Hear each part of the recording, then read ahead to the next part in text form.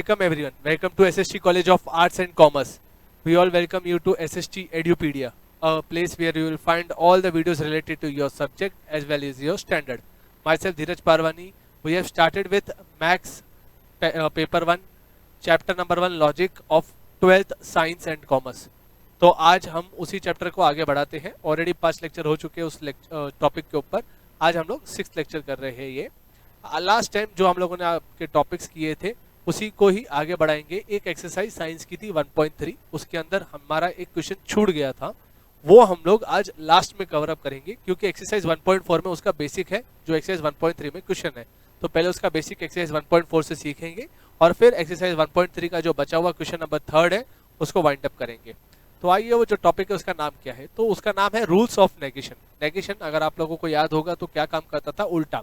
तो यहाँ पे अगर आप किसी भी चीज को नेगेशन दोगे तो उसका क्या रूल होता है? तो negation is just like a minus sign. जैसे आप अगर कभी भी किसी को माइनस दोगे ब्रैकेट को, तो अंदर जितने भी चीजें होंगी उन सब का आपका साइन चेंज हो जाएगा. Example minus of a plus b अगर आप लेते हो तो वो हो जाता है माइनस ए माइनस बी. तो उसी तरीके से रूल्स ऑफ नेगेशन वही है कि जहाँ पे आप नेगेशन पी एंड क्यू लोगे तो नेगेशन अंदर घुसेगा तो सबको उल्टा करेगा. तो negation of P is negation P, negation of and का उल्टा करेगा नेगेशन, और उसके बाद आएगा क्यू का उल्टा नेगेशन क्यू. सिमिलरली अगर आप नेगेशन ऑफ पी और क्यू लोगे तो उसका भी उल्टा करेगा, ये होगा negation P and negation Q. ये दोनों जो लॉज है उसको कहते हैं डी मॉर्गन्स लॉ. ये दोनों लॉज का जो नाम है that is D Morgan's law. एक और होता है, जैसे एग्जांपल -3 है, अगर आप उसको और एक माइनस दोगे तो माइनस और माइनस हो जाता है +3.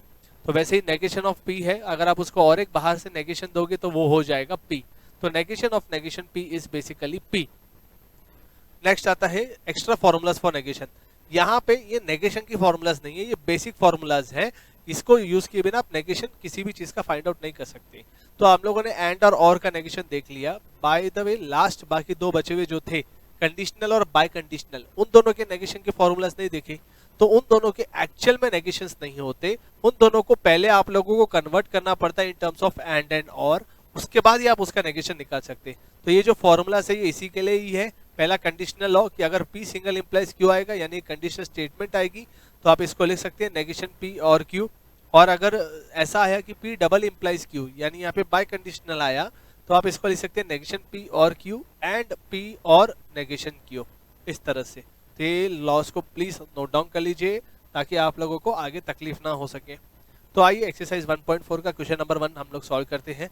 Using rules of negation write negations of the following with justification. Justification मतलब आप नाम भी लिखना जरूरी है जो लॉ आप यूज कर रहे हैं उसका.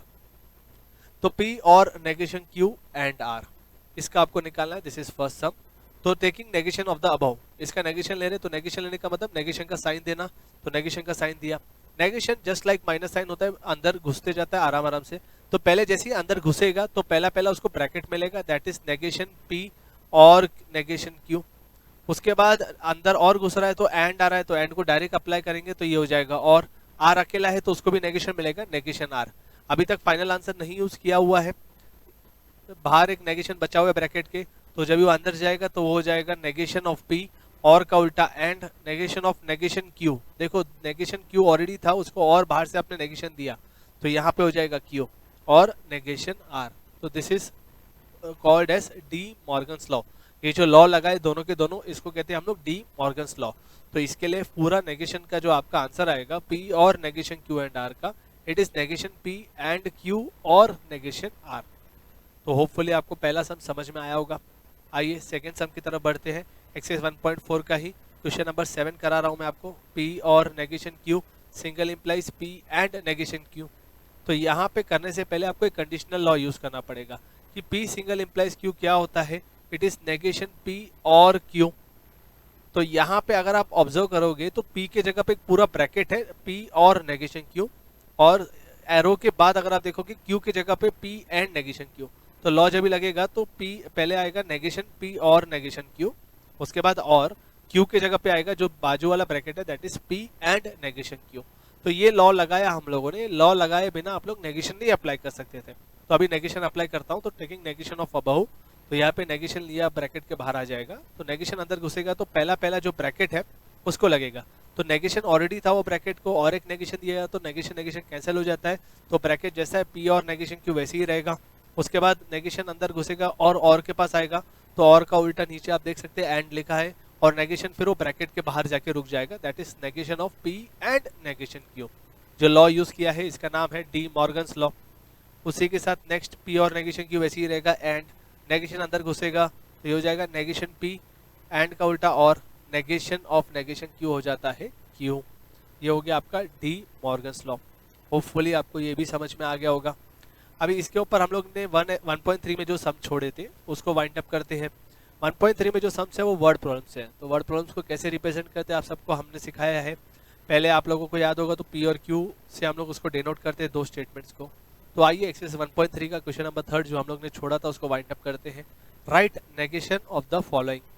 तो उसमें एग्जाम्पल नंबर 4 ले रहा हूँ मैं। It is cold and raining. तो अगर यहाँ पे देखेंगे तो दो स्टेटमेंट है, एक है इट इज कोल्ड, दूसरा है इट इज रेनिंग। तो पहला स्टेटमेंट हो जाएगा P, it is cold. Next statement Q, it is raining. तो यहाँ पे सिंबॉलिक फॉर्म क्या हो जाएगा, तो बीच में एंड यूज किया हुआ है, तो एंड का सिंबॉलिक फॉर्म होता है पी एंड क्यू। तो इसका सिंबॉलिक फॉर्म हो जाता है P and Q. After that इसका नेगेशन, तो नेगेशन लेने के लिए नेगेशन बाहर डालूंगा तो ये हो जाएगा negation of P and Q. यहाँ से अगर आप दोगे नेगेशन तो ये डी मॉर्गन्स लॉ यूज करके नेगेशन दोनों को उल्टा कर देगा, तो this would be negation P और नेगेशन क्यू। यहाँ पे आपसे ये नेगेशन नहीं पूछा था, आपको स्टेटमेंट का नेगेशन पूछा था, तो आप जो नेगेशन निकाले उसको आपको स्टेटमेंट फॉर्म में रीराइट करके पुटअप करना पड़ेगा। तो स्टेटमेंट फॉर्म में रीराइट करूंगा तो नेगेशन पी को मैं लिखूंगा it is not cold. It is not cold क्या लिखूंगा, इट इज नॉट कोल्ड। और उसी के साथ लिखूंगा इट इज नॉट रेनिंग। क्या लिखूंगा, मैं वापस रिपीट करता हूं, इट इज नॉट कोल्ड, बीच में और है तो इसके लिए और, आगे आएगा it is not raining. Okay, it is not cold और इट इज नॉट रेनिंग, जहां पे नेगेशन पी के लिए उस पी का उल्टा किया, नेगेशन क्यू के लिए क्यू का उल्टा किया। 1.3 का एक और सम लेते हैं। Right the negation of the following. Quadrilateral is a square if and only if it is a rhombus. तो अगर आप देखोगे तो P हो जाता है quadrilateral is a square, Q हो जाता है इट इज अ रोम्बस। तो इसका सिंबॉलिक फॉर्म अगर आपको याद होगा इफ एंड ओनली इफ आता है, तो हम लोगों ने बोला था बाय कंडीशनल स्टेटमेंट होते हैं ऐसे वाले, तो यहाँ पे सिंबॉलिक फॉर्म होगा P डबल इम्प्लाइज Q।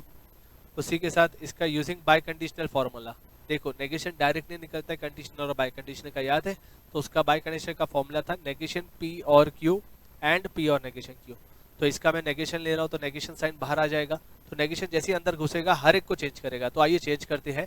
तो पहला नेगेशन अंदर घुसा तो ऑलरेडी उधर नेगेशन P था तो उसको लिख दिया P, बाजू में और है तो और को लिख दिया एंड, बाजू में Q है तो उसको लिख दिया नेगेशन Q, आगे गए तो एंड है तो उसको लिख दिया और, फिर नेक्स्ट वापस ब्रैकेट के अंदर घुसेंगे तो P है तो उसको लिख दूंगा नेगेशन P, और को लिख दूंगा एंड, और नेगेशन Q है उसको लास्ट में नेगेशन देके वो हो जाएगा Q।